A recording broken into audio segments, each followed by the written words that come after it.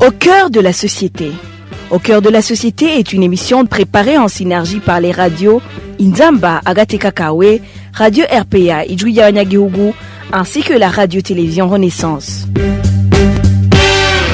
Depuis 2015, le Burundi est marqué par différents crimes, notamment des assassinats. Plusieurs rapports d'organisations internationales ou de la société civile ont fait état de violations commises par des structures et des régimes des CNDD-FDD, notamment les services nationaux de renseignement, la police, l'armée, ainsi que les groupes de la milice Imbonerakure. Ces derniers jours, le phénomène de dispersion forcée semble refaire surface. Deux commerçants, Jean Bosco Nshimirimana et Hermès Sirukerandanga, qui revenaient de la frontière de Kobero le 12 août, sont portés disparus et leurs familles restent sans nouvelles jusqu'à ce jour.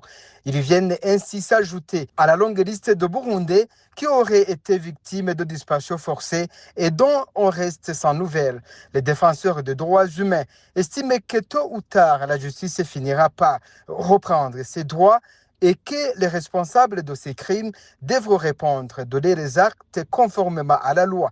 Au cœur de la société vous est présenté par Révéré Baskamwe. Soyez les bienvenus. Au cœur de la société.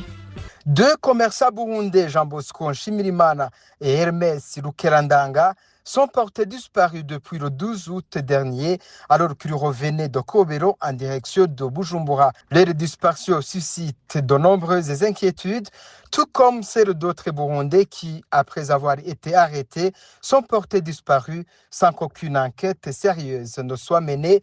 Pour établir ce qui leur est arrivé, Bertrand Ndakulio pour les détails. Deux commerçants burundais, Jean Bosco Nshimirimana et Hermès Sirukerandanga, sont portés disparus depuis le 12 août 2026. Les deux hommes se rendaient de Kobero à Bujumbura lorsqu'ils ont cessé de donner signe de vie. Selon leurs proches, leur dernière communication les situait sur l'axe Bugarama-Bujumbura à proximité du palais présidentiel. Leurs téléphones ont cessé de fonctionner presque simultanément et leur véhicule, une Toyota Actis bleu immatriculé G5753A, reste introuvable.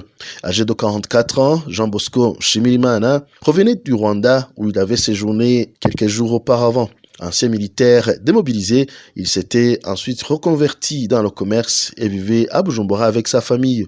Hermès Sirukerandanga, 54 ans, revenait quant à lui de Tanzanie où il s'était rendu dans le cadre de ses activités commerciales, notamment dans le secteur automobile. Les deux hommes se sont retrouvés le matin du 12 août à Kobero avant de prendre ensemble la route vers Bujumbura à bord du véhicule de Jean Bosco. Des échanges avec leurs proches permettent de retracer une partie de leur trajet, notamment à Muyinga, Gitega et Kiganda. Mais leurs communications se sont interrompues lorsqu'ils approchaient de Bujumbura. Des témoins affirment par ailleurs avoir aperçu la Toyota Actis bleue circulant à vive allure sur l'axe Bugarama-Bujumbura. Depuis, aucune nouvelle des hommes ni de leur véhicule. Leurs familles ont entrepris plusieurs démarches pour tenter de les retrouver. Elles affirment notamment avoir contacté un haut responsable du service national de renseignement, le SNR, qui aurait promis de se renseigner sur leur situation. Mais depuis, leur tentative pour obtenir des informations serait restée sans réponse. Entre 2018 et 2026, plusieurs cas similaires ont été documentés par des organisations de défense des droits humains. Celles-ci ont notamment mis en cause dans certains dossiers des agents du service national de renseignement, du renseignement militaire, de l'armée ou encore de la police. Des témoignages font également état d'hommes armés, parfois en tenue de police ou présentés comme des membres des Imbonerakure, impliqués dans certains enlèvements. Des disparitions forcées au Burundi prennent une allure très inquiétante, selon l'avocat Félix Nyonguru, président d'ICAVIB. Il affirme que ce crime a pris une ampleur particulièrement importante depuis 2015. Selon lui, l'impunité est notamment due à l'absence d'une justice indépendante, ce qui permet à ces crimes de continuer à être commis au Burundi. On l'écoute.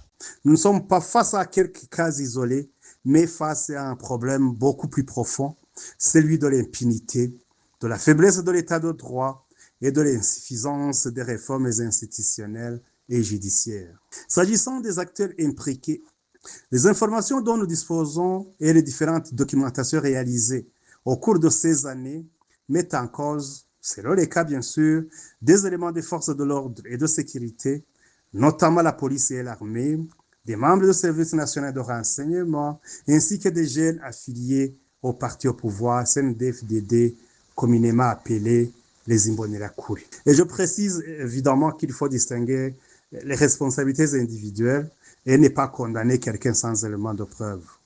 Mais lorsqu'une enquête ou une documentation sérieuse établit l'implication d'une personne, que ce soit sa fonction, que sa responsabilité doit être recherchée. Il ne faut pas seulement rechercher les exécutants. Il faut également rechercher ceux qui ont donné des ordres, facilité, encouragé ou couvert les violations lorsqu'il existe des éléments permettant d'établir ces responsabilités.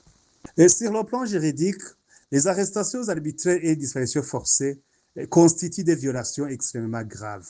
La Constitution burundaise protège la liberté individuelle et interdit les arrestations et détentions qui ne respectent pas les conditions prévues par la loi. Toute personne privée de liberté doit bénéficier des garanties prévues par la loi, notamment connaître les raisons de son arrestation, avoir accès à la justice et bénéficier des droits à la défense.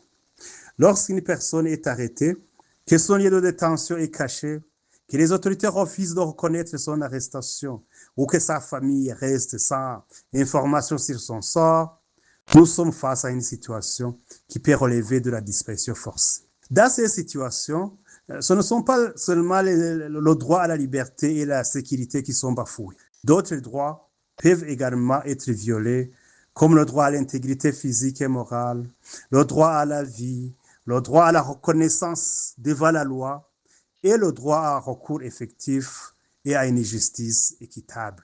L'État a donc l'obligation de prévenir ces violations, de protéger les personnes, de rechercher les personnes disparues, d'informer leurs familles, de mener des enquêtes sérieuses et impartiales et, lorsque les faits sont établis, de poursuivre et sanctionner les responsables. Maître Félix Nyonguru avertit par ailleurs les auteurs de ces crimes de ne pas se croire à l'abri car le jour où la justice retrouvera son indépendance, chacun devra répondre de ses actes. Encore une fois, Maître Félix Nyonguru. Le temps qui passe ne signifie pas l'impunité. Ce n'est pas parce qu'un auteur n'a pas été poursuivi aujourd'hui qu'il ne pourra pas l'être demain. Les violations commises depuis 2015 doivent être documentées. Les preuves doivent être conservées. Les témoignages doivent être recueillis. Les dossiers doivent être constitués. Et c'est précisément ce que nous faisons en tant que juristes et défenseurs des droits humains. Nous avons déjà commencé à documenter ces violations et à saisir les différents mécanismes de justice et de protection des droits humains. Notre travail consiste à faire en sorte que les faits ne soient pas oubliés et que les victimes puissent, tôt ou tard, obtenir justice. Nous souhaitons naturellement qu'un jour, le Burundi dispose d'une justice véritablement indépendante, impartiale et réformée, capable de poursuivre tous les auteurs de violations graves, sans distinction de fonction, de rang ou d'appartenance politique. Mais si la justice nationale ne permet pas de rendre justice aux victimes, les mécanismes régionaux et internationaux doivent également continuer à être utilisés lorsque les conditions juridiques sont réunies. Notre objectif n'est pas la vengeance. Notre objectif, c'est la vérité, la justice, la réparation pour les victimes et la prévention de nouvelles violences. Il faut aussi parler des familles des personnes disparues. Pour une famille, une disparition, elle crée une incertitude permanente. La famille ne sait pas si son proche est vivant, où il se trouve, dans quelles conditions il est détenu ou ce qui lui est arrivé. Cette souffrance est à la fois psychologique, sociale et économique.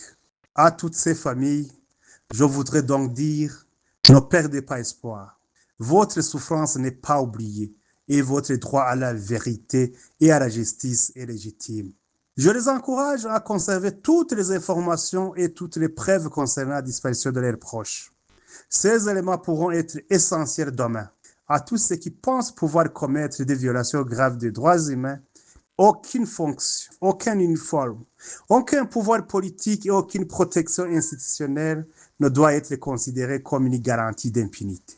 Les institutions peuvent changer, la justice peut être réformée, Les mécanismes judiciaires peuvent évoluer, mais les faits restent documentés. Cette situation intervient alors que le président de la République, Evariste Ndayishimiye, affirme régulièrement que tous les Burundais vivent désormais dans la paix. Les défenseurs des droits humains estiment pour leur part que ces déclarations visent à donner une image rassurante de la situation au Burundi, alors que, selon eux, de nombreuses personnes ont été victimes de disparitions forcées sous ce régime. Ils pointent notamment du doigt des structures étatiques, en particulier le Service national de renseignement. C'est ainsi que nous arrivons au terme de cette émission. Merci à vous tous qui nous avez suivis. Nous vous donnons rendez-vous la semaine prochaine pour une nouvelle édition. Le mini-magazine au cœur de la société vous a été présenté par Révélé Baskamwe. À la prochaine. C'était l'émission Au cœur de la société.